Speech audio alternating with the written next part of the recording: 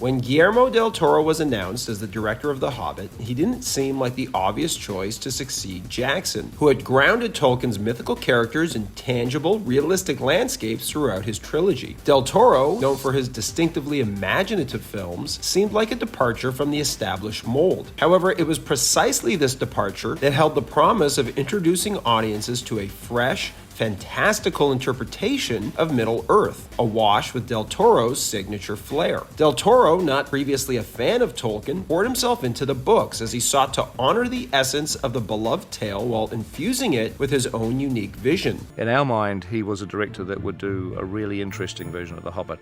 I am exploding with the desire of just showing everything. 2 years were devoted to conceptualizing the stunning landscapes, crafting imaginative creature designs, and adapting the book into not 3, but 2 screenplays to be shot simultaneously. While this was all happening, MGM, owner of the distribution rights to The Hobbit, was going through bankruptcy negotiations, leaving the project in a state of uncertainty, resulting in persistent delays and leaving it stranded in limbo. Unfortunately, the prolonged waiting game eventually forced Del Toro to make a difficult decision and part ways with the project rather than continuing to wait for a green light that may or may not ever come.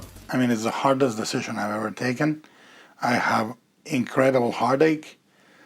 I feel terrible about it. In a cruel twist of fate, the MGM situation would finally be resolved a few months later, and Peter Jackson would step in to pick up the pieces. Except those pieces were all Del Toro's. In terms of Guillermo's designs, I looked at it and I thought this would be an amazing Guillermo Del Toro film. In fairness to Jackson, he wasn't about to go out and make a Guillermo Del Toro film, so he started from scratch. The only problem, and it was a big one, was that he had only a few months of prep time versus the nearly 4 years he had on the original trilogy. Because Guillermo Del Toro had to leave and I sort of jumped in and took over, we didn't wind the clock back a year and a half and give me a year and a half prep to design the movie I was going to make. And this is apparent in the finished product, which left fans disappointed and also wondering what could have been Guillermo Del Toro's The Hobbit. So let's dive in and find out. The biggest notable difference between Del Toro's version of this saga and Jackson's was that Del Toro's would have only been 2 films, although at one point he strongly considered just making 1. His original plan was to keep The Hobbit as a single film and make the sequel a series of events not witnessed in the book, like Gandalf going off to meet with the White Council and Gollum's journey to Mordor. And Jackson was on board for this too. In fact, it was his idea, as he was attached to the project as the producer. However, I imagine during the writing process that they realized this idea for a second film didn't really have a cohesive story. And under pressure from the studio to milk this book for all it was worth, Del Toro elected to split The Hobbit into 2 films. Jackson would take this one step further after Del Toro's departure and turn it into a bloated trilogy, stretching the narrative out beyond its natural bounds, resulting in a diluted experience laden with unnecessary subplots, additional characters, and prolonged sequences that detracted from the heart of the modest tale. What on earth are you doing here? Del Toro also wanted to diverge from the familiar look and feel of the Lord of the Rings trilogy and create something refreshingly different. He envisioned an innocent, fairy tale-like environment at the beginning that would gradually transition into a darker reality, drawing parallels to a loss of innocence following World War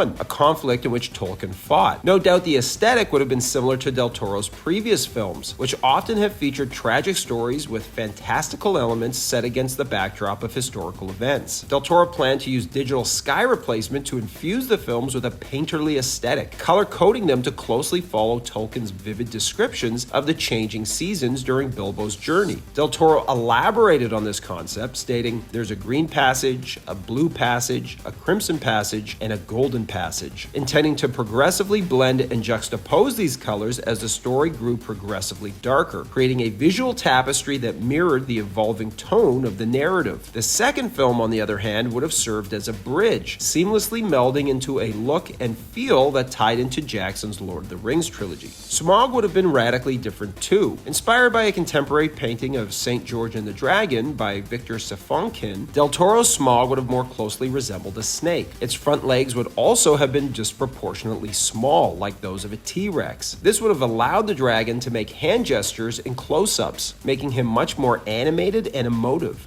His head also would have been shaped like an axe, with his eyes hard to find to add tension to the moments when Bilbo is sneaking around. Del Toro also wanted Smaug's mouth to be very human-like and expressive to avoid what would eventually happen to the live-action adaptation of The Lion King. Del Toro later admitted that at Weta, his designs for Smaug were not very popular, which is why once Jackson took over, the creature returned to a much more classic idea of what a dragon looks like.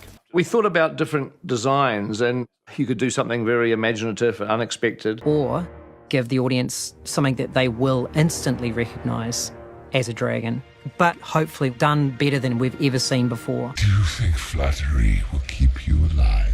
Azog, the albino orc, would have looked different in Del Toro's version too. Instead of being fully CGI and looking like a poorly rendered video game character, Azog would have been played by an actor in a fully practical suit, just like Lurtz in Fellowship. And that philosophy extended to the film's visual effects as well, as Del Toro wanted to use practical effects whenever possible, with a significant reliance on animatronics. His approach would have starkly contrasted with Jackson's CGI-laden extravaganza, which got so bad that Ian McKellen, while acting opposite a green screen, reportedly broke down in tears, stating, "This is not why I became an actor." I'll cue you for the, say 3, 2, 1, crash.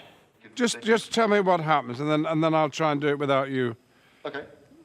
telling me. Gollum, however, would have remained as a fully CGI character because, as Del Toro put it, if it ain't broke, don't fix it. Being a veteran of World War I himself, Tolkien harbored a strong aversion to glorified or romanticized depictions of war. In The Hobbit, which was, after all, a tale for children, he deliberately avoided showing the Battle of the Five Armies, aiming to convey the message that war was neither epic nor entertaining. And he did this by having Bilbo fall completely unconscious for the entirety of the battle, only to be told about what happened after the fact. This was something Del Toro agreed with and wanted to honor, despite pressure from the studio to include it. In Quentin Tarantino's Death Proof, there's a gag that takes place as we reach a much-anticipated lap dance scene, which has been built up throughout the film. Instead of showing us the scene, however, Tarantino flashed a missing reel graphic, playfully subverting our expectations and creating one of the funniest moments in the film. By eschewing the temptation to showcase a major battle and by keeping it off screen, Del Toro would have achieved a similar effect, elevating the storytelling experience to unexpected and delightful heights. There would have been several casting differences too, the biggest of which being Bilbo. Del Toro pushed hard for Ian Holm to reprise his role, and considering this was just a few years after the release of Benjamin Button, I imagine Del Toro felt confident that he could de-age Holm after seeing what Fincher did with Brad Pitt in Benjamin Button. Holm, however, turned it down, and afterwards James McAvoy became the #1 choice to play a young Bilbo, but he turned it down too, feeling he just wasn't right for the role. Frequent collaborator Ron Perlman was also given his choice of roles, briefly flirting with the idea of voicing Smaug before settling on playing Beorn. Ian McShane, famous for saying the C word on Deadwood better than anyone else in the world, was rumored to be in the running for Thorin, although I think it was more likely he was eyed to play one of the other dwarves like Balin, since Brian Blessed was also rumored to play and would have made a perfect Thorin.